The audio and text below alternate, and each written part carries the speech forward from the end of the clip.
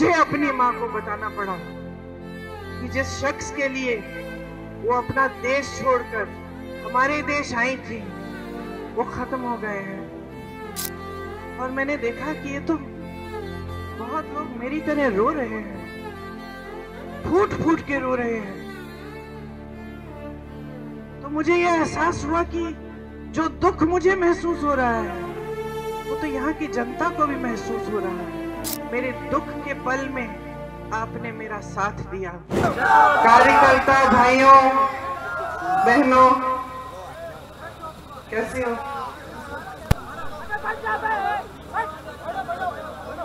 काफी लंबा दौरा करके आई हूं मैं रायबरेली के एक क्षेत्र का, इसीलिए थोड़ी आवाज भी बैठी हुई है, थोड़ी थकावट भी है, सुबह से निकली हुई हूं।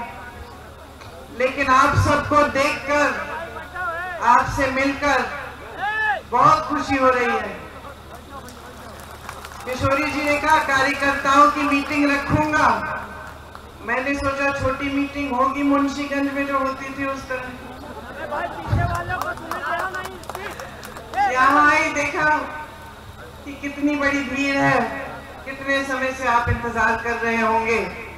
माफी चाहती हूँ कि आपको इंतजार कराया और आपकी आभारी हूँ कि आपने सब्र किया। तो इस मौके पे क्या बोलूं? अगर मैंने अपने जीवन में किसी इंसान को पूछा तो वो मेरे पिताजी राजीव गांधी थे।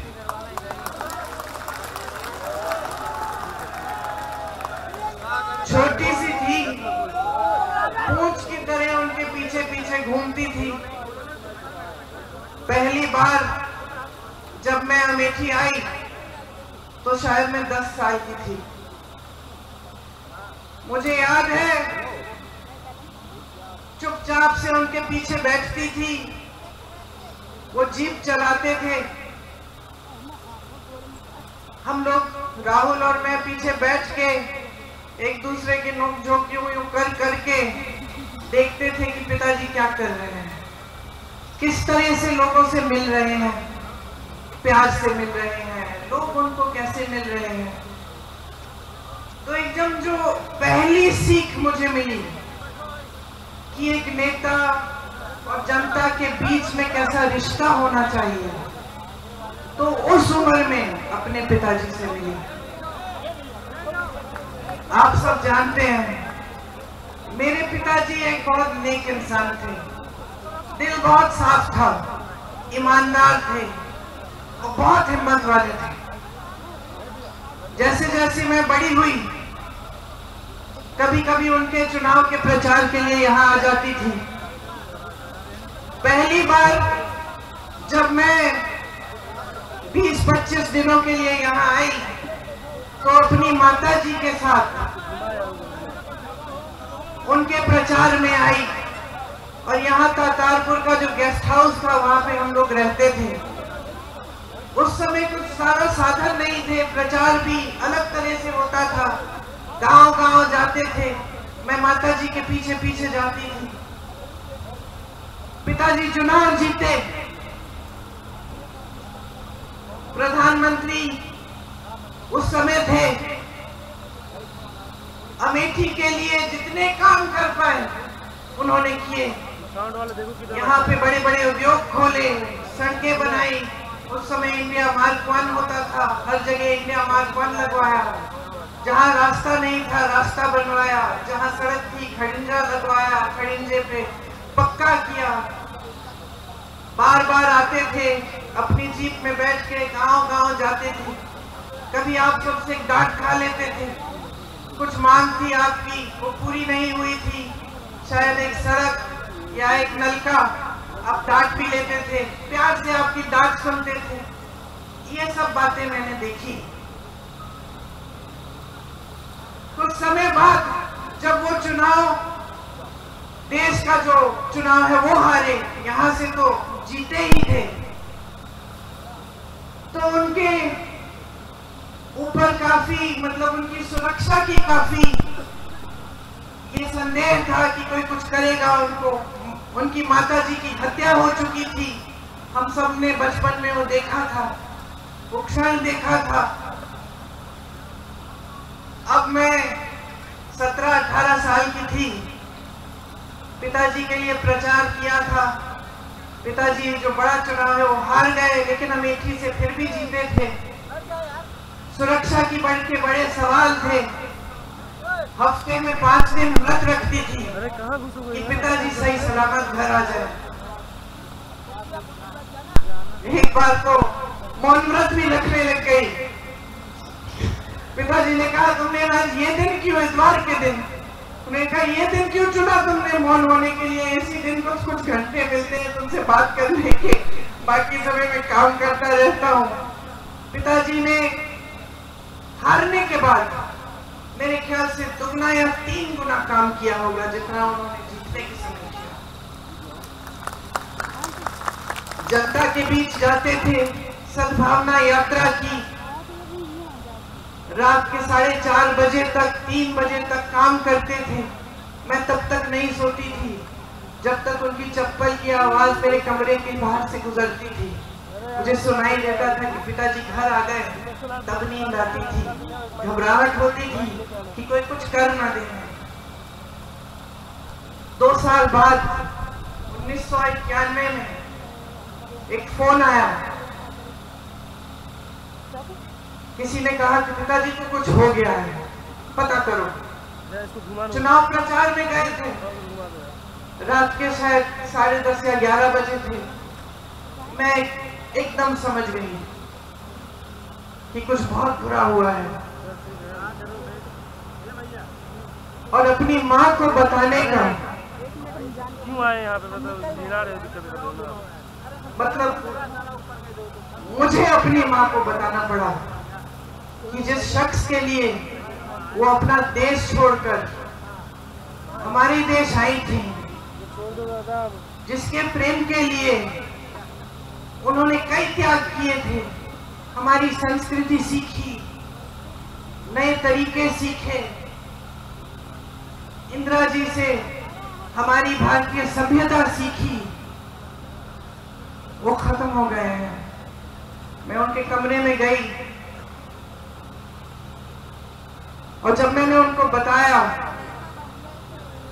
तो उनकी आंखों में जो मैंने देखा, जैसा एक अंधेरा सा छा गया।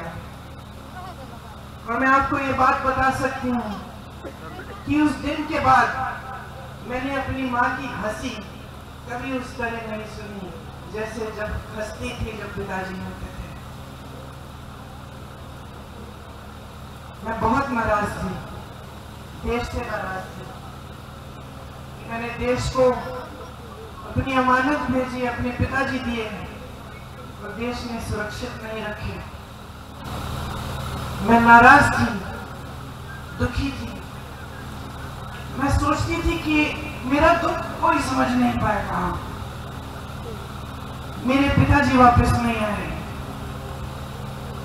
टुकड़ों में, खून से लथपथ एक झंडे में लपेटे हुए उनके शरीर के टुकड़े में घर लाई। मेरी टूटी हुई माँ सालों के लिए ठीक नहीं हुई।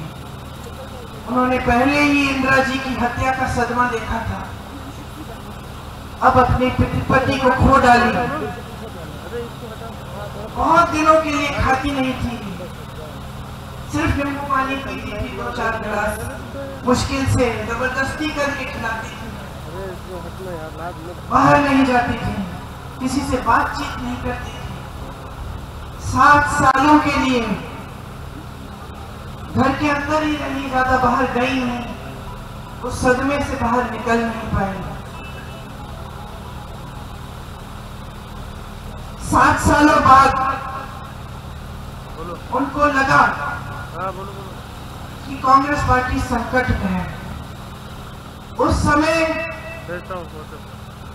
ऐसा लग रहा था कि एक और बार चुनाव आ रहा है, भाजपा उभर सकती है। कांग्रेस पार्टी टूटने वाली थी। तमाम नेता आ रहे थे उनके पास कि राजनीति में आइए, राजनीति में आइए। उनकी बेटी थी बहुत कष्ट देखा था उनका। मैंने मना किया, मैंने कहा राजनीति में मत आओ, ये लोग तुम्हारा इस्तेमाल करेंगे, तुम्हें भी कुछ हो जाएगा, छोड़ दो, कोई जरूरत नहीं है, संभल जाएगी पार्टी, कोई संभाल लेगा, कोई नेता बन जाएगा। मां ने बात नहीं सुनी, मुझे कहा कि ये जो चित्र है तुम्हारे पिता का, जो मेरे कमरे में दीवार पे लटका है, इसको मैं नहीं देख पाऊंगी। अगर आज मैं मुंह मोड़ लूंगी, पार्टी के लिए आगे नहीं बढ़ूंगी, तो मैं इनको क्या जवाब दूंगी, मैं अपने आप को क्या जवाब दूंगी। तो आगे आई तो ये स्पष्ट था कि पहला चुनाव उन्हें अमेठी से ही लड़ना था। ये पिताजी की कर्म भूमि थी।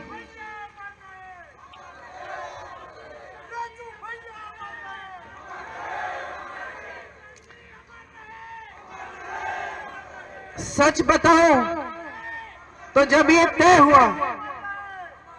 तय हुआ कि वो चुनाव लड़ेंगी अमेठी से, तो एक शाम को उन्होंने मुझसे कहा,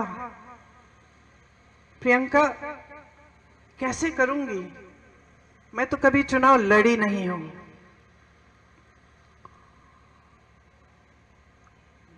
पलक नहीं झपकाई मैंने कहा मां, ये चुनाव मैं आपको लड़के दूंगी, आप आओ मत अमेठी, मैं अमेठी को संभालूंगी।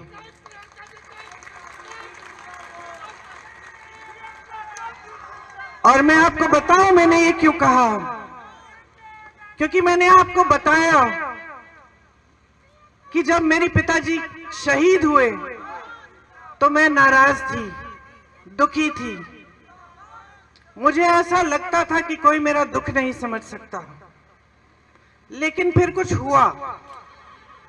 उनके अंतिम संस्कारों के बाद हम अस्थि विसर्जन के लिए इलाहाबाद आए, ट्रेन से आए। वो ट्रेन यहां अमेठी और रायबरेली से गुजरी। मैं बहुत दुखी थी, ट्रेन में बैठी थी, रात हो गई थी। ट्रेन यहां के स्टेशन पे रुकी। मुझे आज तक वो क्षण याद है। मैंने खिड़की से बाहर देखा और मैंने देखा कि ये तो बहुत लोग मेरी तरह रो रहे हैं, फूट फूट के रो रहे हैं। तो मुझे यह एहसास हुआ कि जो दुख मुझे महसूस हो रहा है वो तो यहाँ की जनता को भी महसूस हो रहा है। यहाँ के जो कार्यकर्ता थे, जो सारे इंतजार कर रहे थे बीच रात में कि राजीव जी को एक अंतिम बार देखेंगे, उनकी अस्थियों को देखेंगे, श्रद्धांजलि देंगे, उन सब के दिलों में वही दुख था जो मेरे दिल में था। आपने मेरे दुख के पल में आपने मेरा साथ दिया।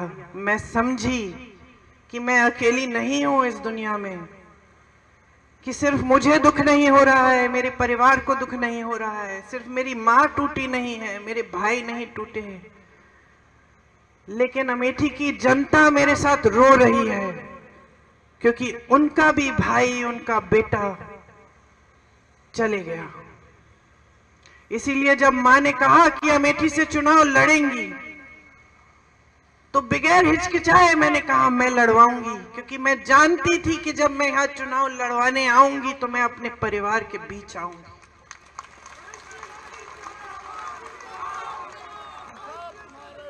आप सब कांग्रेस के कार्यकर्ता हैं, आप में से बहुत चेहरे में पहचानती हूँ। बुग्गी जी बैठे हैं उस समय, लेकिन आप कांग्रेस में नहीं थे शायद। आ गए उसके बाद, वापस आ गए उसके बाद। बहुत चेहरे में पहचान रही हूँ। आपको याद है किन परिस्थितियों में हमने वो चुनाव लड़ा। मैं आई, आज मेरा बेटा 24 साल का है, उस समय मैं शायद 28 साल की थी। उसको देखती हूँ और कभी कभी यकीन नहीं आता कि उसी की लगभग उसी की उम्र में मैं पहला चुनाव लड़ने के लिए यहाँ पहुंची। उस समय कैप्टन शर्मा सांसद थे। उन्होंने मुझे कहा, ये लो प्रियंका, मैं तुम्हें एक हीरा दे रहा हूं। और उनके साथ किशोरीलाल शर्मा खड़े थे। उन्होंने मुझे ये शब्द कहे, याद रखना ये आदमी वफादार रहेगा, और याद रखना जैसे ये काम करके दिखाएगा तुम्हें बहुत कम लोग मिलेंगे। किशोरी भैया ने और मैंने किन परिस्थितियों में वो चुनाव लड़ा आप सब जानते हैं। मेरे ख्याल से जो बुजुर्ग हैं वो जानते हैं। केंद्र में भाजपा की सरकार थी, प्रदेश में भाजपा की सरकार थी, कल्याण सिंह जी मुख्यमंत्री थे उस समय। यहाँ कोई संगठन के नाम की चीज ही नहीं थी। बहुत साल हो गए थे पिताजी के समय से। लोग थे, कार्यकर्ता थे जो उनसे जिनका लगाव था पिताजी के साथ, जिन्होंने काम किया था उनके साथ, लेकिन संगठन नहीं बना था। रात रात को हम संगठन बनाते थे, ब्लॉक की कमेटियां, ब्लॉक के अध्यक्ष चुनते थे, साथ में बैठकर सबसे पूछ के कि किसको अध्यक्ष बनना चाहिए। और दिन में हम दौरा करते थे, पूरा दिन काम करते थे, पूरी रात काम करते थे। उस समय मशीनें नहीं थी। ये बात होती थी कि कोई बक्से चुरा लेगा, वो सब इंतजाम करना था। बड़ा चुनाव था, सम्मान की बात थी, लेकिन हम पूरी जीत जान से लड़े। और आज भी जो हमारे साथ वो लड़ाई लड़े, जो यहाँ पे मेरे साथी बैठे हुए हैं, आपको याद होगा कि भीषण परिस्थितियों में लड़े, 3 लाख वोटों से जिता के लाए सोनिया जी को। रात रात तक काम किया, आंसू बहाए, कभी कभी हंसे, पीछे नहीं हटे काम करने से। एक सेना बनकर एक साथ लड़े, और तब से एक नया सिलसिला हमने कायम किया। सोनिया जी के समय में जब मैं अमेठी का देखभाल करती थी, तो मैंने बहुत चीजें समझी जो बचपन में समझनी मुश्किल थी। उस समय गर्मियों में आग लग जाती थी गांव में, हम लोग जाते थे किट देने के लिए। मुझे याद है एक गांव में एक आदमी, एक किसान आया मेरे पास, यूं करके उसके हाथ, उसकी धोती में उसने कुछ बांधा हुआ था। जब मेरे पास आया, उसने ऐसे मुट्ठी खोली, मुझे दिखाया। 500 रुपए के नोट थे, अध जले हुए, उसकी राख भी उसके हाथ में थे। उसने मुझे कहा कि मैंने अपनी बेटी की शादी के लिए रखे थे, सब जल गया, सब खत्म हो गया। मैंने गरीबों का दर्द समझा, किसानों का दर्द समझा। मैंने अपनी बहनों को समझा जब मैं उनके बीच में घूमी, और मैंने देखा कि किस तरह के संघर्ष कर रही हैं, किस तरह अपने बच्चों की परवरिश कर रही हैं। मेरी प्यारी बहन यहाँ खड़ी है, तुम्हारी कहानी याद है मुझे। तुमने पढ़ाई नहीं की थी, 8वीं तक शायद पढ़ाई की थी। तुम्हारी इच्छा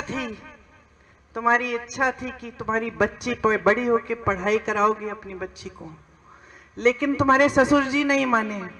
सही है, ससुर जी नहीं माने तो चुपचाप से, सुनिए, चुपचाप से घर पे फॉल सिलने का काम किया। और जब कोई देख नहीं रहा था तो जाके वो फॉल दुकान में ले जाती थी, और वो उससे थोड़ी सी कमाई कर लेती थी।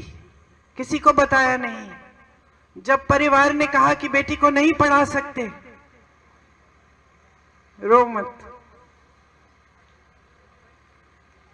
बहुत हिम्मत वाली हो, बहुत हिम्मत वाली हो। तुम्हारी हिम्मत ने मुझे हिम्मत दी है। जब परिवार वालों ने बोला कि नहीं, बच्ची को पढ़ाने नहीं देंगे, तब इन्होंने कहा मैं पैसे दूंगी, पढ़ाने दो। आज बच्ची क्या कर रही है? BA पास है ना? देखो इनका संघर्ष क्या था। इधर आ जाओ, मंच पे आ जाओ।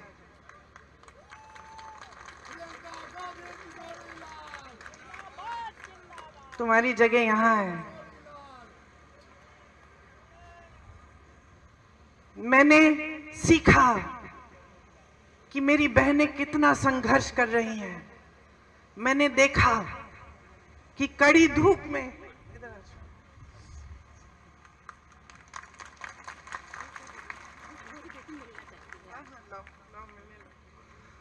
मैंने देखा कि कड़ी धूप में यहाँ का किसान कितनी मेहनत कर रहा है, हर संघर्ष का सामना कर रहा है, कमाने की कोशिश कर रहा है।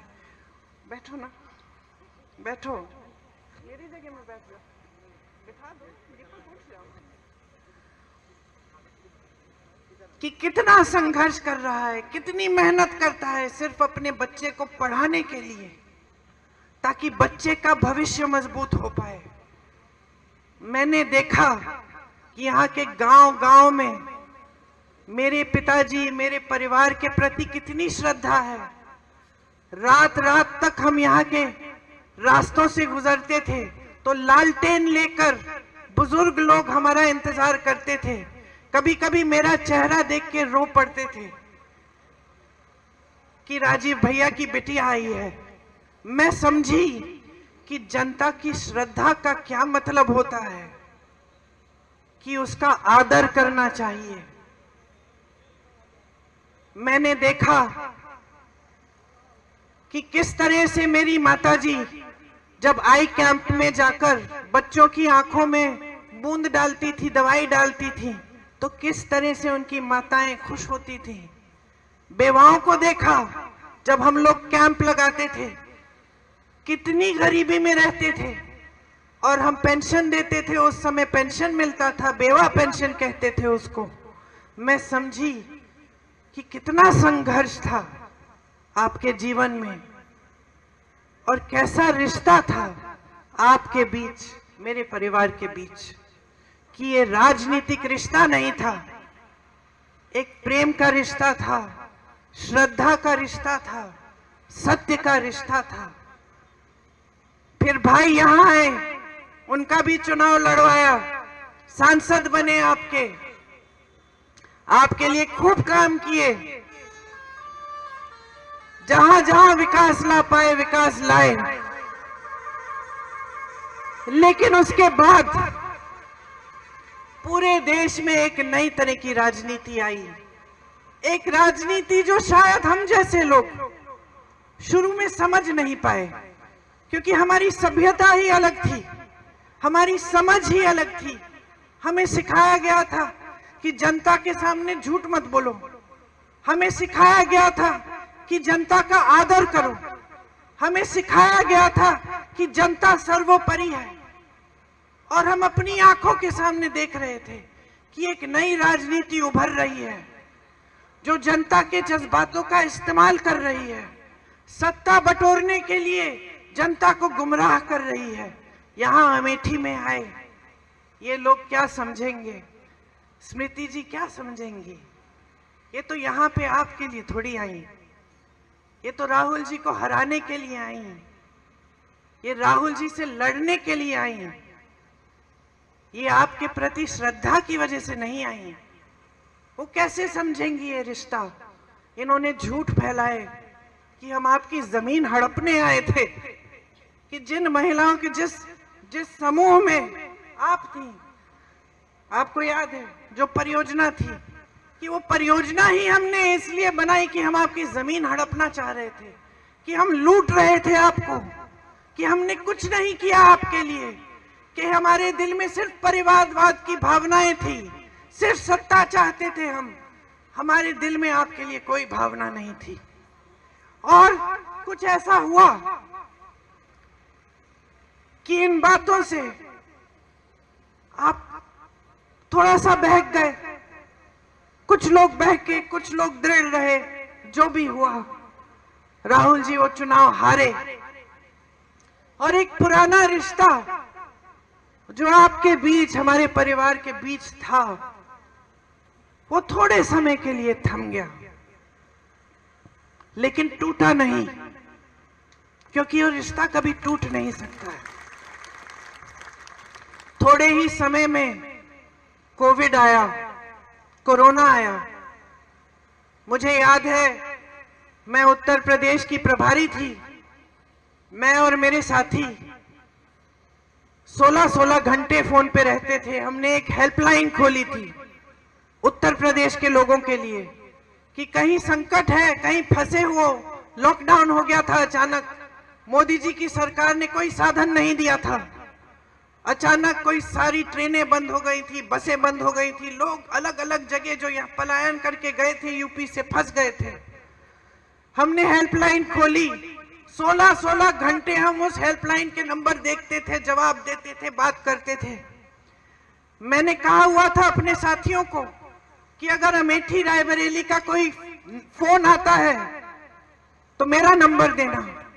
और मैं कभी नहीं भूलूंगी, एक फोन आया, मैंने उठाया।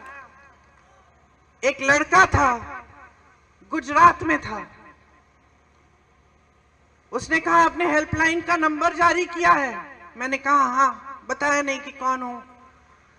उसने कहा यहां पे मेरे साथ 16 लोग हैं, हमारे पास सिर्फ आज रात का खाना है, कल का खाना नहीं है, कुछ नहीं है, क्या करेंगे?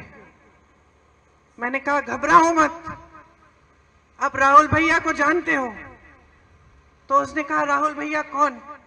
मैंने कहा राहुल गांधी। उसने हाँ जानता हूं। मैंने कहा मैं उसकी बहन हूं, फिक्र मत करो, मैं किसी को तुम्हारे पास भेजूंगी।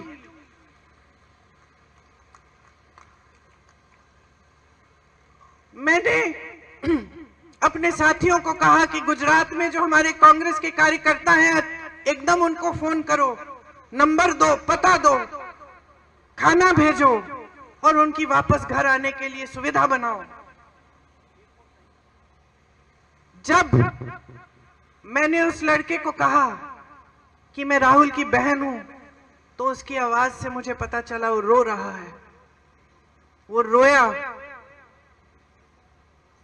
उसने कहा दीदी अब आपका नंबर मिल गया है, मुझे मालूम है हम सही सलामत घर पहुंच जाएंगे।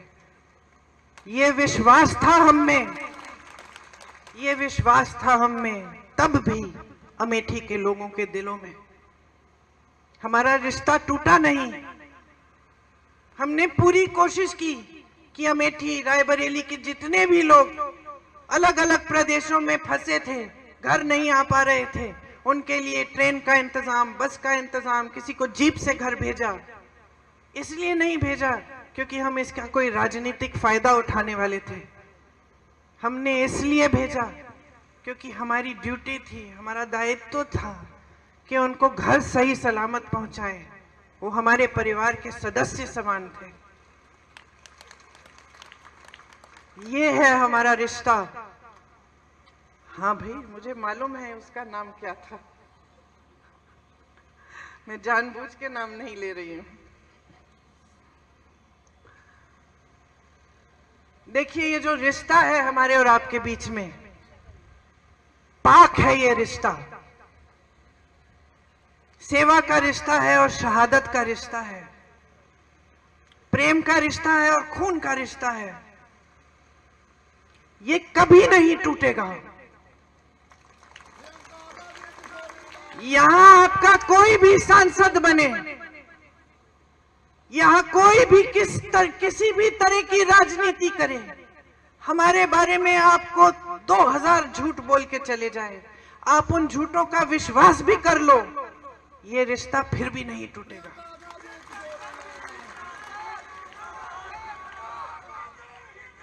मैंने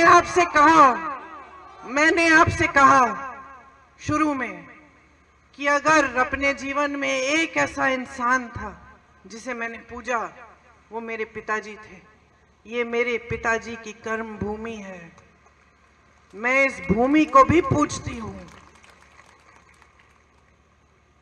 मैं इस भूमि को भी पूजती हूं। ये भूमि मेरे लिए पवित्र भूमि है। ये भूमि राहुल के लिए पवित्र भूमि है।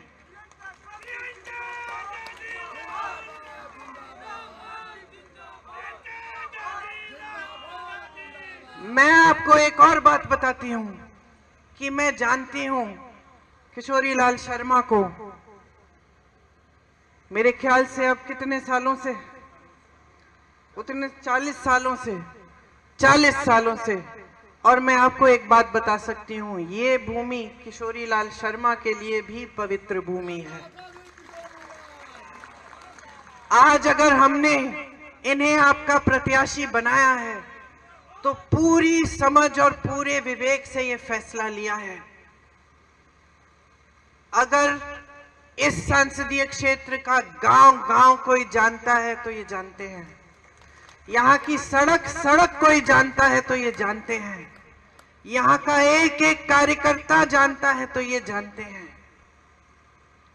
आज अगर मैं किशोरी जी से पूछूं कि उनका नाम क्या है, वो मुझे बता देंगे।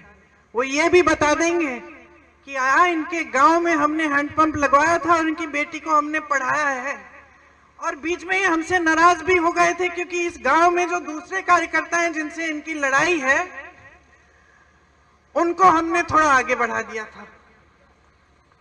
इतिहास जानते हैं आपका।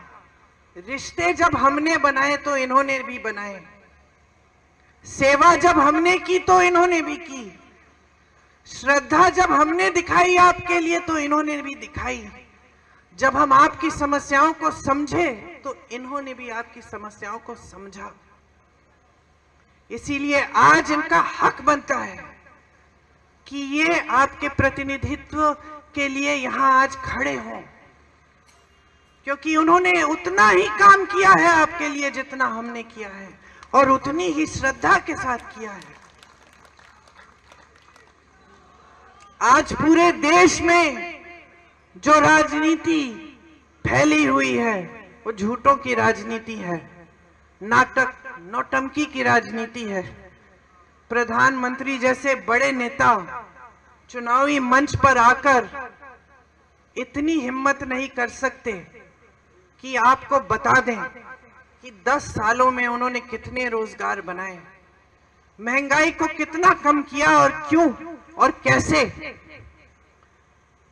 आपके सामने आकर इतनी हिम्मत नहीं है कि आपको बताएं कि कितनी संस्थाएं खोली हैं, कितने बड़े बड़े उद्योग खोले हैं, क्या नया किया है इस देश के लिए 10 सालों की सत्ता को लेकर। प्रधानमंत्री आपके सामने आते हैं, एक ही रट लगा रखी है कि 70 सालों में कांग्रेस ने कुछ नहीं किया, एक परिवार के खिलाफ दिन रात बोलते रहते हैं।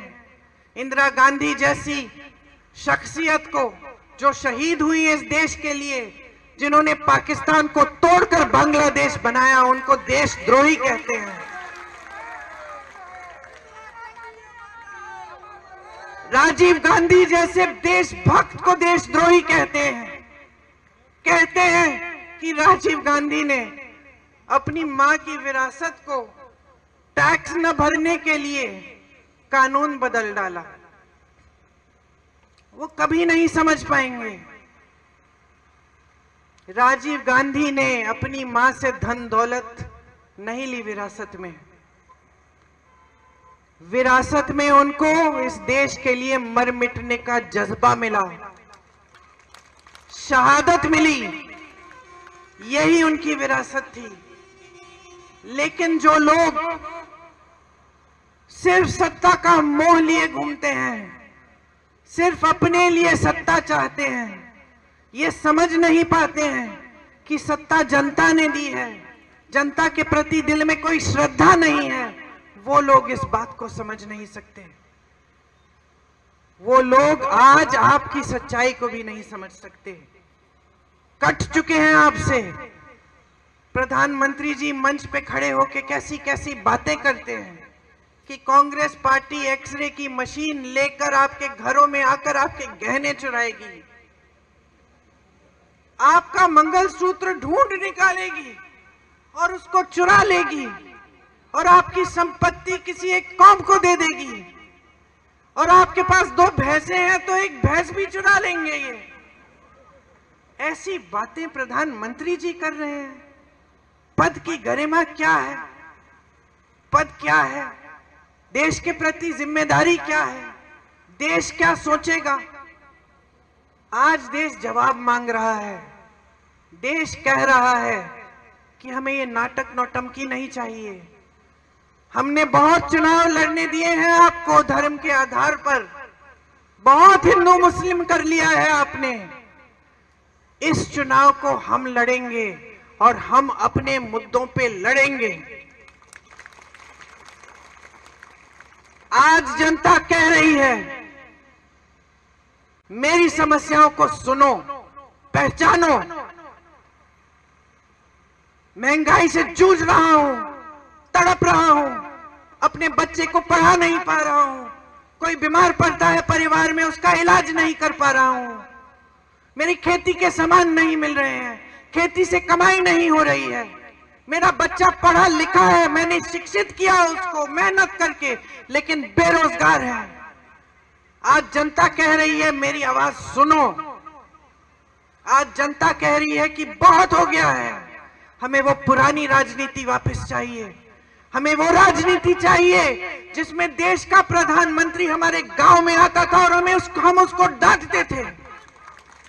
हम कहते थे कि हमारे बिजली का खंभा लगा दिया आपने, लेकिन तार नहीं लगाया, तार लगवाइए। प्यार देंगे आपको लेकिन वोट नहीं देंगे जब तक आप हमारा तार भी नहीं लगाएंगे। हमें वो राजनीति वापस चाहिए। आज जनता कह रही है कि हमें सच्चाई, सत्य की राजनीति चाहिए, झूठे नेता नहीं चाहिए। हमें वो नेता चाहिए जो सच बोलने की हिम्मत करे हमारे सामने। जनता कह रही है कि हम ऊब चुके हैं। ये धर्म के नाम पर, जाति के नाम पर बहुत गुमराह किया है आपने हमको। अब हमारे सामने आओगे तो हमारी बात करो, हमारे मुद्दों की बात करो। चुनाव लड़ोगे तो हमारे मुद्दों पे लड़ो। हमें बताओ हमारे लिए कौन सी स्कीम लाए हो, हमारे बच्चों के रोजगार कैसे दिलवाओगे, हमारा गांव विकसित कैसे करोगे। 10 साल पहले इन्होंने कहा था सबका साथ सबका विकास, आज कह रहे हैं विकसित भारत। 10 सालों में किसका विकास किया? अपने बड़े बड़े खरबपति मित्रों का। जनता देख रही है, समझ रही है आज कि सारी संपत्ति इस देश की जो जनता की संपत्ति है वो इन्होंने अपने बड़े बड़े खरबपति मित्रों को दे दी है। देश का कोयला, देश की बिजली, देश के सारे खदान, देश के हवाई अड्डे, देश के बंदरगाह सारे दे दिए अपने बड़े बड़े खरबपति मित्रों को। उनके कर्ज माफ हो रहे हैं लाखों करोड़ के। देश का किसान, उत्तर प्रदेश का किसान 1 लाख रुपए के लिए कर्ज लेता है, अपनी बेटी की शादी करने के लिए कर्ज नहीं दे पाता है और आत्महत्या करता है। उत्तर प्रदेश का किसान कतार में खड़ा होता है खाद वितरण के लिए, 2-2, 3-3 दिन खड़ा रहता है ये सोच के कि खाद मिलेगा, कमाई हो जाएगी। उसी कतार में खड़े खड़े मरकर गिर जाता है। मैं उसके घर गई हूं और उसके लिए 1 रुपया कर्ज माफ नहीं करते ये प्रधानमंत्री। कभी इनको देखा है राजीव जी की तरह, इंदिरा जी की तरह, सोनिया जी की तरह, राहुल जी की तरह आपके घरों में जाते हुए? कभी झुक के किसी दरवाजे के अंदर घुसे हैं, किसी झोपड़ी में? कभी पूछा है किसी किसान से कि किस तरह से कमा रहे हो तुम? पूरे दिन बाहर खेती में काम करते हो, रात को पहरेदारी कर रहे हो, आवारा पशु तुम्हारा खेत चल रहे हैं, कैसे करते हो? सोते कब हो? अपना देखभाल कैसे करते हो? कभी पूछा है इस प्रधानमंत्री ने? कभी नहीं। आप अमेठी के वासी हो, आपके सांसद प्रधानमंत्री थे, झुक के आपके पास आते थे। ये प्रधानमंत्री वाराणसी से बार बार चुनाव जीतते हैं, एक गांव में नहीं गए हैं, वहां एक गरीब के घर में नहीं घुसे हैं, एक बार झुक के आपसे बात नहीं की है। बड़े बड़े मंचों पे दिखते हैं, सारी फोटो खींचते हैं, पिक्चर बनाते हैं, सफेद कुर्ता पहनते हैं, उस पे एक धूल का दाग नहीं दिखता, एक बाल इधर उधर नहीं होता। क्या समझेंगे आपके जीवन के बारे में? क्या समझेंगे आपके संघर्षों के बारे में? कट चुके हैं पूरी तरह, लोग डरते हैं उनसे, उनके सलाहकार डरते हैं, अधिकारी डरते हैं। कौन बताएगा कि आज देश में क्या हालात हैं? उनको तो दिखेगा नहीं, वो तो सोने के महलों में रहते हैं, झूठों से घिरे हुए। क्या क्या बहकी बहकी बातें कर रहे हैं, लोग हंस रहे हैं, उनको ये भी पता नहीं चल रहा है आज की लोग उनकी बातों पे हंस रहे हैं। तो आप कांग्रेस के कार्यकर्ता हैं, हमेशा अपने निष्ठा से काम किया है। अमेठी के कार्यकर्ता हैं, भीषण परिस्थितियों में चुनाव लड़े हैं, डट के लड़े हैं, हिम्मत से लड़े हैं, कभी पीछे नहीं हटे हैं। आप लड़ोगे ये चुनाव, आप ऐसे लड़ो जैसे अपना चुनाव है, जनता का चुनाव है। उनको धन बल से लड़ने दो, हम जनता के बल से लड़ेंगे। उनके पास सारे साधन हैं। मत भूलो कि जब भगवान राम रावण से लड़े थे तो भगवान राम के पास सत्ता नहीं थी, रथ नहीं था, सोना नहीं था। भगवान राम वनवास में थे, लेकिन उन्होंने हिम्मत बनाई, गए लड़े रावण से। उनके दिल में सिर्फ सत्य था।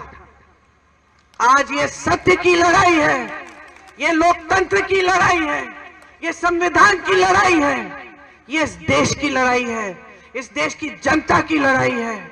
ये अपने लिए नहीं लड़ रहे हो चुनाव, ये किशोरी लाल शर्मा के लिए नहीं लड़ रहे हो, ये आप अपनी धरती के लिए लड़ रहे हो, अपने देश के लिए लड़ रहे हो, अपने लोकतंत्र के लिए लड़ रहे हो, अपने संविधान के लिए लड़ रहे हो। मन बनाओ, मन बनाओ।